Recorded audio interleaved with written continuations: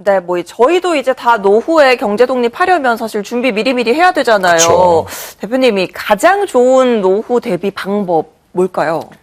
제일 좋은 거는 이제 모든 투자 수단은 목표가 분명해야 되잖아요. 네. 그래 이제 대부분의 사람들은 그냥 부자가 되는 거, 그냥 돈 많은 거 네. 이런 게 아니라 노후 준비예요. 모든 목적은. 목적이 정확해야 네, 된다. 어떤 걸 하든지 내 노후에 편안한 노후를 보낼 수 있느냐 거기에 초점이 맞춰져야 되는데 이제 어떤 사람은 부동산이 좋다 그러고 어떤 사람은 주식이 좋다 그러고 어떤 사람은 예금이 좋다 그러고 네. 근데 이제 가장 중요한 거는 그 비중이죠. 그렇죠. 네, 내 부동산이 얼마큼 있고 주식이 얼마큼 있고 네네. 펀드에 얼마큼 있고 이제 그런 거를 이제 생각을 해야 되는데 한국의 가장 큰 이슈는 부동산 비중이 세계에서 가장 높아요. 네, 그러다 보니까 부동산 자체가 나쁜 게 아니고 네. 순서가 잘못된 거예요. 많은 젊은 사람들은 무조건 부동산부터 사야 된다는 강박관념이 있잖아요. 그렇죠. 네. 네네. 근데 내가 돈이 없잖아요. 네. 월급 얼마 안 되잖아요. 그래서 처음부터 집에 그렇게 집착할 필요 없다 그렇게 생각이 들고요. 궁극적으로는 내가 이제 예를 들어서 내 전체 재산에서 나이가 들어갈수록 내 부동산 비중은 30에서 40%. 30에서 40. 네. 네. 그 다음에 주식이나 펀드에 한 4, 50%. 네네네. 그리고 나머지는 이제 위기가 올 때 쓸 수 있도록 그 채권이라든가 현금에 있는 거고요. 근데 나이가 들어갈수록 주식 비중이 조금씩 줄어드는 거죠. 네. 왜냐하면 변동성이 있으니까. 그래서 이제 내가 어떤 투자를 하든 간 내가 이 노후에 포커스가 돼야 된다. 노후에 맞춰져야 된다. 그렇죠. 그렇군요. 지금 이제 정리를 좀 해보면은 주식에 한 4, 50%, 네. 부동산에 한 3, 40%, 나머지는 위기 상황에 대처할 수 있게 채권이나 현금을 들고 있으면 그냥 좋을 것 같다고 말씀을 하셨는데, 사실 제일 중요한 건 이제 목표인 것 같습니다. 과연 내가 이제 부자가 되기 위한 거냐, 노후를 네. 대비를 하기 위한 거냐인데, 사실은 저희도 노후 대비라는 이제 철저한 목적 아래에서 많은 분들이 좀 주식을 하지 않습니까? 네. 저도 주식하고 있습니다. 자, 그렇다면은 이제 대부분 드리고 싶은 말씀. 대부분 잘못하고 있죠. 전 잘못하고 있었군요. 왜냐면 저는 지금 대부분. 난 노후 준비를 잘하고 있구나라고 네, 생각했는데 그게 네, 아닌가 네. 보군요. 왜냐하면 저번 시간에 말했지만은 그 국가가 만든 제도부터 충분히 내가 소화를 하고 있는지 네. 퇴직연금 예. 알아보셨나요? 본인의 퇴직연금? 알아보셨어요? 진욱 씨 알아보셨어요? 네네. 아니 뭐 제가 IRP라는 것을 하고 있고 일단은 그리고 또 이제 퇴직연금으로 또 이제 여러 가지 이런 말이 긴데 좀. 근데 연금저축펀드 계좌 여셨나요?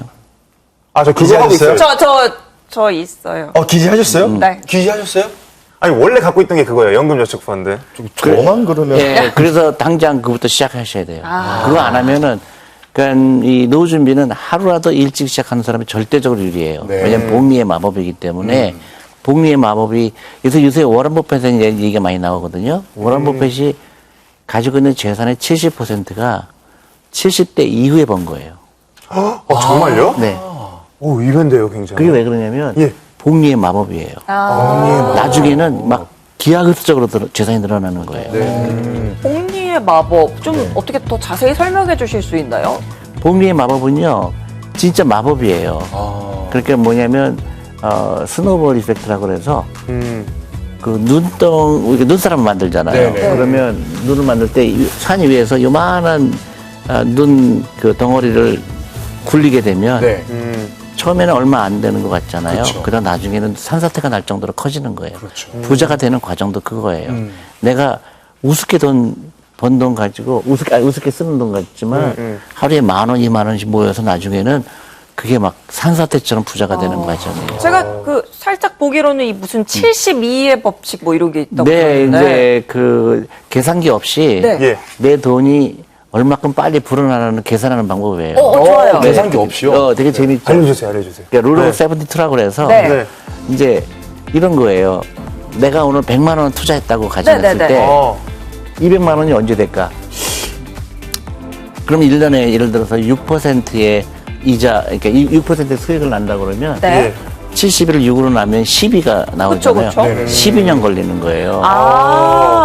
근데 12년 걸리면 좀 그렇죠. 그렇게 막 와닿진 않죠.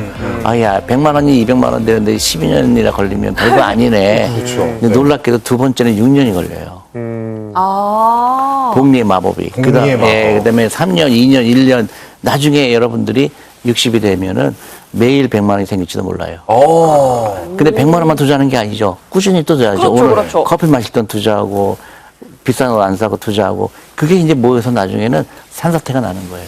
누구나 마법사가 될 수 있군요. 그렇죠. 그래서 사람들은 재테크라고 해서 테크닉을 아는데 그게 아니에요. 라이프 스타일이에요. 이거 굉장히 멋진 말씀입니다. 네, 내가 그 노후 준비하는 라이프 스타일인지 아니면 가난하게 되는 라이프 스타일인지 그건 라이프 스타일이 결정하는 거지 어떻게 공부를 많이 했다든가 어떤 그런 특별한 테크닉이 있는 건 아닙니다. 근데 대부분의 사람들은 공부해서 하겠다 그러잖아. 네. 공부해서 할 수는 없어, 이거는. 그건 라이프 스타일이에요. 라이프 내가 스타일. 함부로 쓰지 않고 돈을 귀하게 여기고 그거를 계속 투자를 했을 때 이 다음에 내가 30년 후에 그 돈이 나를 이제 편안하게 나는 그 돈 가지고 여행할 수 있다. 이렇게. 재테크는 기술이 아니라 라이프 스타일이다. 굉장히 멋진 테크닉이 아니에요. 그건 라이프 스타일. 그러니까 공부 잘하는 사람이 부자가 아닌 거예요. 그렇네요. 그거를 지키는 사람들이죠. 매일매일 그런 오늘은 내가 돈을 어떻게 아꼈고 어떻게 투자했고 그거가 중요하고 아까처럼 일방적으로 무조건 나는 부동산이 있어야 된다는 강박관념에서 좀 벗어날 필요가 있다 이렇게 생각하죠. 아니, 대표님, 제가 또 궁금한 게 있는데, 제가 하나는 뭐냐면 저도 이제 아껴야 된다 그러셔가지고, 요즘에 밥도 무조건 구내식당에서 먹고 커피값도 아끼고 있어요. 근데 또 하나는 뭐냐면, 사실 이제 라이프 스타일이라고 했는데, 지금 이 7위 법칙만 해도 원금이 2배가 되는데, 12년을 기다려야 되는 거잖아요. 근데 또, 좀 이건 혼날 것 같기는 하지만, 뭐 차트 분석을 해서 뭐 단타라든가, 아니면 뭐 이런 식으로 해서 뭐 한 10%만 올라서 그냥 팔고, 뭐 이런 식으로 좀 수익을 보는 사람들이 또 주위에 없는 것도 아니라서 어떻게 접근을 해야 되나. 100% 실패하죠.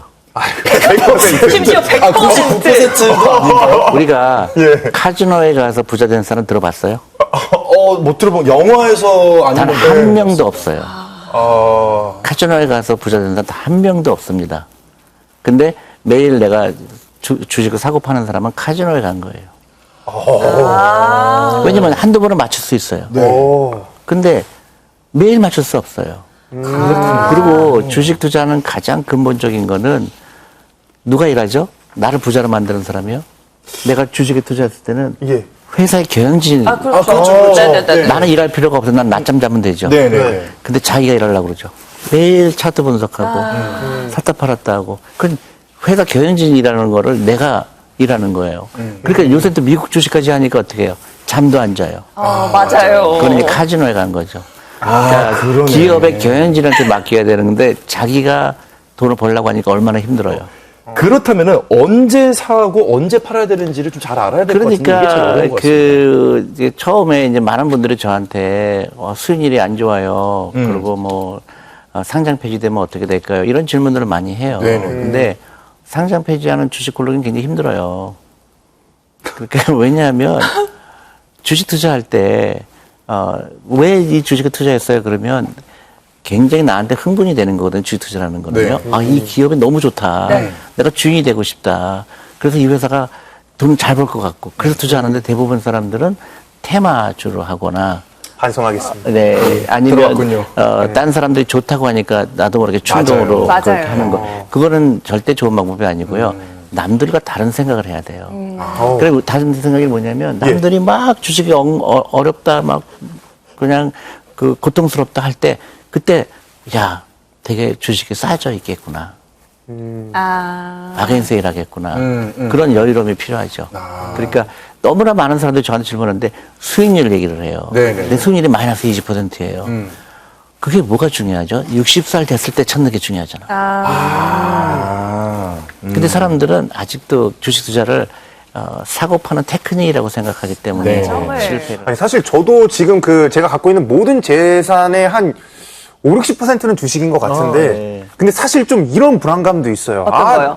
이게 만약에 정말 조금이라도 하락을 하면, 그리고 또 말씀하신 것처럼 뭐 정말 어떤 주식 같은 경우에 뭐 테마주 같은 경우에 뭐 상장 폐지가 된다면 나는 재산의 대부분을 잃게 되는 건데, 차라리 그냥 요즘에 금리도 높아지는데 예금이나 적금에 투자하는 게 원금 손실을 줄이는 게 아닌가 이런 생각이 들 때가 있거든요. 절대로 그건 좋은 방법이 아니고요. 정말요? 그거는 이제 보통 영어로 얘기하는 마켓 타이밍이라고 그래요. 마켓 타이밍. 네, 절대 타이밍을 맞추려고 하지 말아라. 네, 근데 가장 실패하는 이유가 타이밍을 맞추려다가 실패를 해요. 그러니까 요새 주식시장이 어려우니까 팔았다가 현금으로 좀 늘렸다가 다시 사면 되겠지. 네. 말은 그렇듯 하지만 예를 들어서 20년을 투자했을 때요. 가장 좋은 예를 들어서 내가 현금으로 했어요. 근데 그때 그 좋은 주식 이제 주식이 막 오를 때 있잖아요. 네네. 그거를 미스했을 경우에 수익률이 완전히 떨어져요. 예를 들어서 10%가 나는데 그렇게 했을 경우에 단 20일만 놓쳐도 네. 2%로 줄어들어요. 그래요? 그러니까 그거를 맞추려고 하는 게 굉장히 잘못된 투자 방법이에요. 오만한 행동이 맞습니다. 거죠. 그러니까 그 자본주의의 근본을 믿는 거예요. 그리고 또 궁금한 게 내 재산에서 주식을 어느 정도 포션을 갖고 있느냐도 궁금하지만 뭐 이제 뭐 정기적으로 월급을 받는 분들 그게 뭐 자영업자 분들이라고 할지라도 내가 버는 수익의 어느 정도를 꾸준히 주식에 투자를 하는 게 좋은 맞나? 질문이에요. 그러니까 만약에 예. 20대다. 네. 그러면 월급의 10%만 꾸준하게 펀드에, 연금저축펀드에 투자해도 전혀 문제 안 돼요. 와, 월급의 10%면은 굉장히 합리적인 그게 수준이에요. 복리의 마법이에요. 또 마법사가 될 수 있는 10%. 마법이에요. 예를 들어 내가 20대다. 그러면 60대까지 40년 투자하잖아요. 그 40년 동안 월급의 10%가 꾸준히 간다고 생각해 보세요. 이게 마법이 그때 걸려요. 네. 그러니까 60대 됐을 때 지금 미국에 퇴직연금 때문에 100만 장자가 많이 생기는 이유가 그겁니다. 저는 월급이 얼마 안 되잖아요. 네. 근데 그거를 꾸준하게 했더니 그 돈이 복리의 마법을 통해서 20년, 30년 기다렸더니 기하급수적으로 커지는 거죠. 그래서 내가 노 준비하는 게 서울에서 부산까지 가는 거라고 여정이라고 생각하면 꾸준하게 가는 사람은 그걸 도달하지만 막 이제 주위 사람 말 듣고 또 좋다 나쁘다 그러면 또 팔았다가 또 샀다가 또 뭐 코인도 했다가 막 이렇게 되면 이제 막 뒤죽박죽이 되죠. 제 얘기 듣는 것 같네요. 그러니까 좀 여유롭게 하는 거예요. 근데 나는 대표님 요새처럼 하락장 아니면 뭐 예전에 맞아요. 막 리먼 사태 막 이럴 때도 이 멘탈을 잡고 내가 꾸준하게 투자하겠다 이런 마음을 먹기가 사실 쉽지가 않거든요. 맞아요. 그러니까 제가 얘기했잖아요. 라이프 스타일이다. 그리고 남들과 다른 생각을 해라. 여유로워라. 그러면 지금 사실 주식시장이 좀 이렇게 냉각돼 있는데 지금도 저기 사실 빼는 사람들이 많거든요. 근데 그렇게 생각하지 말고 라이프 스타일로 접근을 해야 그렇죠. 근데 대부분의 사람들 주식가격이 하락하면 빼요. 네네. 올라가면 삽니다. 그렇죠. 아, 그러네요. 그렇게 되게 신기하죠. 근데 우리 IMF 때 그때 막 굉장히 주식시장이 출렁일 때 그때 산 사람 돈 많이 벌었죠. 맞아요. 그다음에 뭐 요새 뭐 10년 전, 뭐 10몇 년 전에 리만 때 그때 주식 코스피가 아마 900까지 떨어졌을 거예요. 아, 900. 네. 근데 지금 2000 몇이잖아요. 네. 예를 들어서 개발 주식으로 얘기하면 아마존 같은 주식 요새 막 엄청나게 빠졌잖아요. 네. 3,500불 하던 게 이제 2,500불 빠지잖아요. 98년에 얼마였을 것 같아요? 98년 글쎄요. 한 얼마였을까요? 100, 1000. 5불이에요, 5불. 얼굴이요? 그때 살 그런 거예요. 다들 생각을 네. 그때 살 걸. 그 사람들은 그렇게 생각하죠. 근데 그거를 꾸준하게 이 회사의 가치를 보고 투자한 사람들은 그렇군요. 지금 뭐 10%, 20% 많이 빠졌지만은 결국은 장기 투자가 답이다. 진짜 장기 투자가 그러니까 답이네요. 아이들한테 이런 걸 가르쳐 줘야 되고요. 우리 그걸 에코리 컬처라고 그래. 주식 투자 문화. 네. 한국이 너무 열악해요. 맞아요. 대부분 단기 투자하고 수익률 얘기하고 또 에퀴티 컬처. 에코리 컬처라고 그럽니다. 그래서 이 주식이라는 거는 나하고 굉장히 친근한 거. 근데 주식 가격이 올라가고 내려가는 거는 우리가 전쟁에 나면은 그냥 총 쏘고 이러는 거 똑같은 거예요.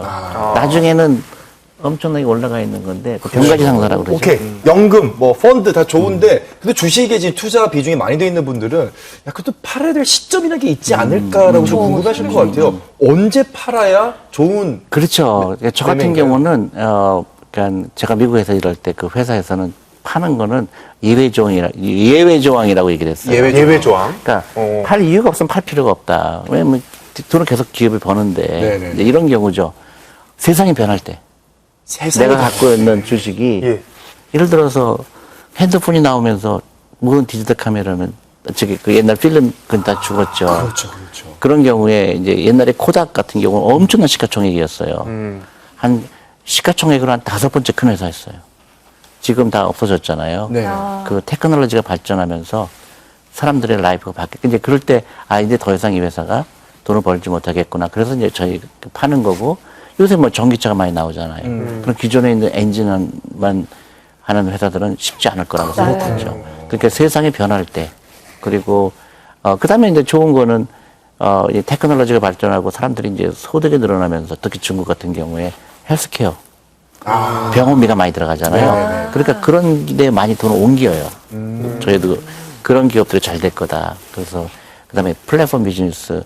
그러니까 과거에는 잘 벌었지만은 더 이상 이제 이런 거에 비해서 벌지 못하겠구나. 옛날에 철강이라든가 네. 뭐 제지라든가 벌었지만 지금은 그런 기업들은 잘 못 보지 않게 세상이 변할 때 파는 거죠. 또 하나는 이제 내가 돈 필요할 때. 제일 중요하죠. 네. 그렇지 않으면 굳이 팔 이유가 없죠. 웬만하면 쭉 가져가라. 근데 많은 사람들이 얘기를 해요. 야, 20년 가는 회사 없지 않느냐. 20년 전에 이 회사. 그게 그렇게 되는 게 아니라 새로운 기업이 나오는 거예요. 그래서 그런 기업들에서 차근차근 이쪽으로 옮겨가는 과정이에요. 유튜브 댓글로 지금 실시간으로 들어온 질문이 있다고 해서 그거 하나만 여쭤볼게요. 네네네. 요것도 이제 호통을 치실 것 같기는 한데 제가 나름 열심히 분석을 하고 산 주식이 있는데 지금 반토막이 났습니다. 아이고.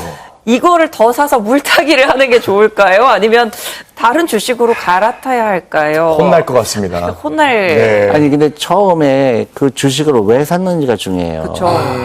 그러니까 예를 들어서 50% 마이너스가 되건 50% 플러스가 됐건 그 회사를 다시 한번 보는 거. 내가 이 회사를 왜 샀을까?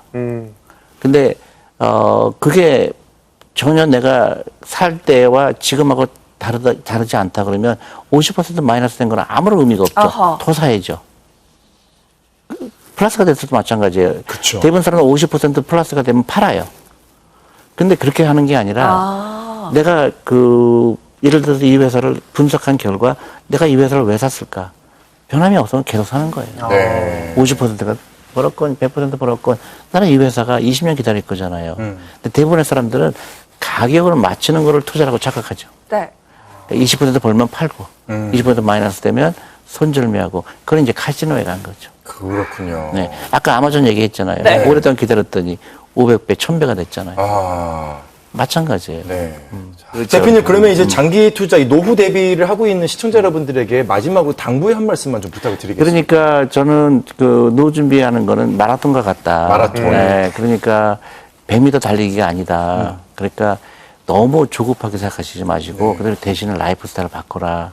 그러니까 쓸데없는 소비가 없는지 보셔야 돼요. 네. 저는 한국에 가장 큰 노후 준비 안 되는 것 중에 하나가 사교육비라고 생각합니다. 그래서 정말로 이 사교육비가 우리 아이한테 도움이 되는지 그 돈으로 아이한테 투자해 주는 게 훨씬 저는 낫다고 생각을 하거든요. 그런 걸 하나하나 갖춰 나가면서 내가 소비 패턴이 어떻게 되는지 내 라이프가 어떻게 되는지 그거를 먼저 살펴서 지금부터 준비해야 돼요. 네. 그렇지 않으면 진짜 위험한 미래가 기다리고 있습니다.